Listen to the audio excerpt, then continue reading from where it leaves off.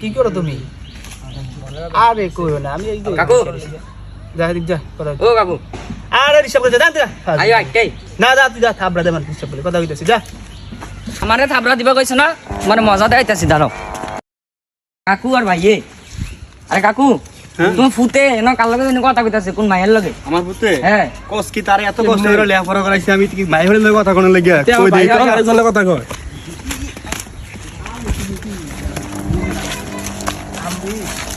যখন তোমার লগে দেখা করবো, হ্যাঁ প্রথম দেখাই তোমার একটা আইফোন 15 প্রো ম্যাক্স দেবো। আচ্ছা ঠিক আছে, তুমি তো বুঝো না আমার আব্বার সম্পত্তি টাকা পয়সার অভাব নাই, ঠিক আছে।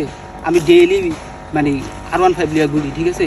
তো এখন এই যা তুমি টেনশন করবে আর যা তো ভাজলাম কইছ না।